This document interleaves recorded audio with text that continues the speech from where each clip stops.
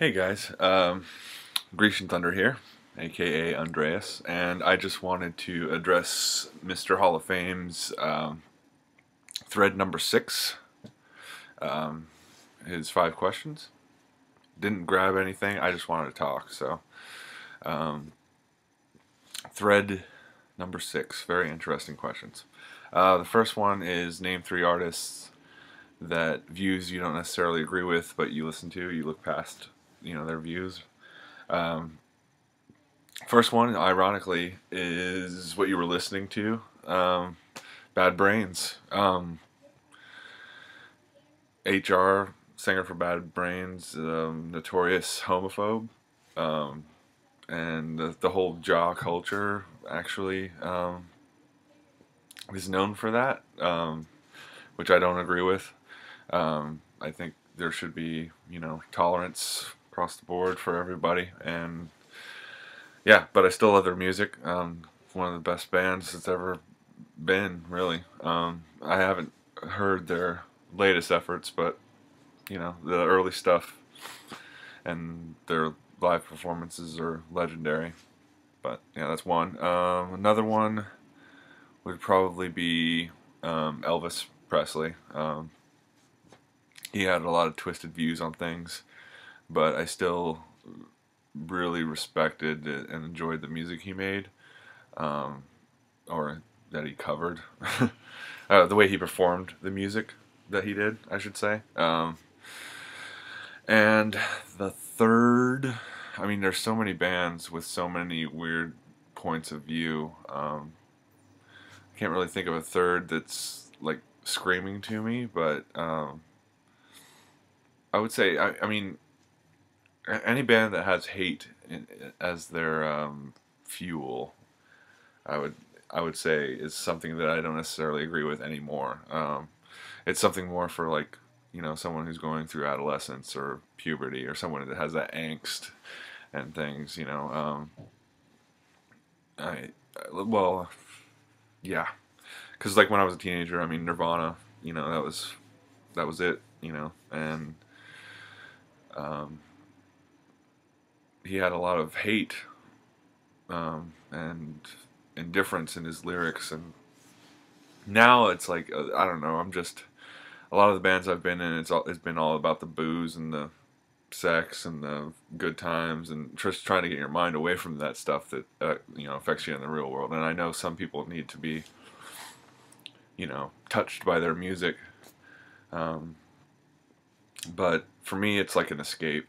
Whenever even the music I play to this day. I mean, it may sound like doom and gloom recently anyway, but it's like it's the oral aspect of it, and it just takes me somewhere else. So the next question is, I think it was the soundtracks.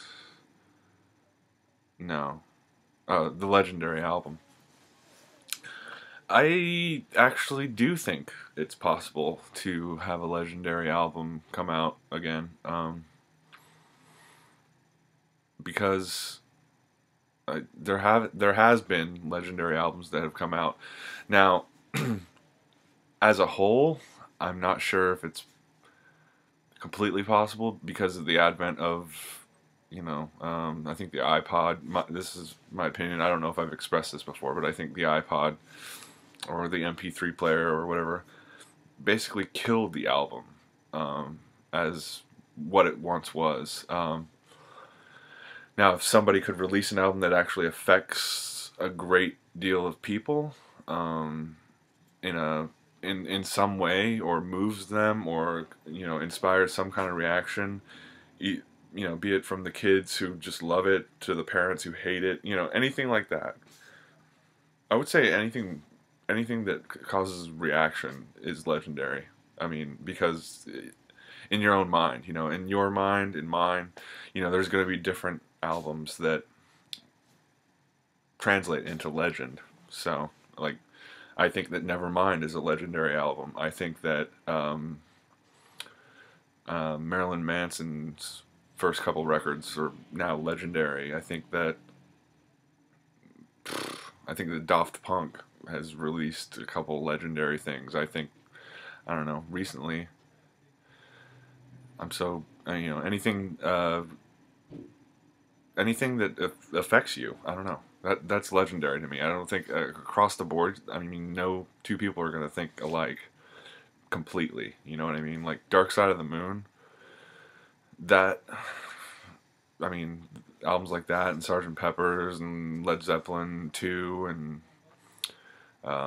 Van Halen 1 and the list goes on and on. I mean, it's your own legend in your own mind. So sorry if that doesn't float your boat, but that's how I feel. I just think, much like a lot of people have said, same with it's with collecting. Like you may have your own legendary album in your collection that somebody else may think, well, it's not really much of an album, but whenever I listen to Devo, for example, I think all their albums are legendary. Some people may not feel that way. That kind of goes into the next one. I think that talks about the 5 artists with the image. Devo, number 1 for me. They have the best image, in my opinion, as far as the total package. Number 2, probably the Sex Pistols. I mean, even though they were kind of fabricated by Malcolm McLaren, they had, a bit of their own style. Number 3, image-wise, Sly and the Family Stone. I thought those guys were badass. Number 4, probably like Sun or bands like that have that whole like mysterious,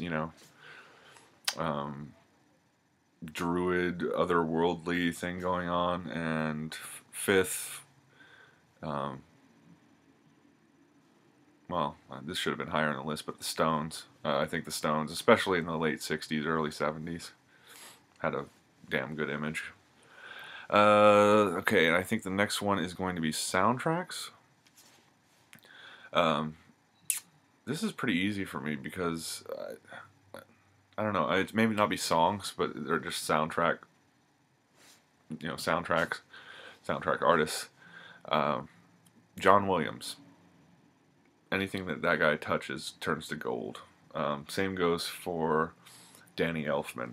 I think that he's done a lot more musically since Oingo Boingo split up than I think anyone could have ever imagined. And some people may disagree with me on that, but I just the Beetlejuice soundtrack, for example. I mean, come on, I'm always like whistling that business. It's awesome. Other soundtracks, specific songs. Midnight Radio from Hedwig and the Angry Inch, I think was a really good song. I really enjoyed it. Velvet Goldmine soundtrack, if you guys have ever seen that. Basically, it's like a loose adaptation of the Bowie, Iggy Pop, Mick Jagger, Weird Rumor, Love Triangle thing. Definitely. I think some people from Blur were involved with that soundtrack, as well as Radiohead, if I'm not mistaken. So, I mean, great bands and a great soundtrack like that lifted the glam era up. And then 5th, I don't know, Take My Breath Away from Top Gun. I don't know. And then I think the last question is talking about the vinyl community and what it means to me. It means a lot, actually. I've nerded out on all your videos for probably about 5 or 6 months, and then I finally got a computer 2 months ago and started making my own. And I made a New Year's resolution, partly for myself, kind of a new chapter, but partly for you guys, just talking to you, like on here, clickety clacking, and seeing what you've picked up, and finding new videos, like Sonic Mainliner, this is a Greek guy. He lives in London, I think. Just subscribe to him, and he's got some good stuff. Second Spin, I just subscribed to him today, and his first video, the only one he has, I wanted every single record that he showed, and just amazing. And like people that are proactive, like Mr. Hall of Fame and Sid and Derek and Jeff and Dan the man from Canada, and I could name Glowing Cabbage, Stefan 73. Everybody's proactive pretty much, but like especially Sid starting that forum was really cool and really showed a lot of spirit, and I appreciated that.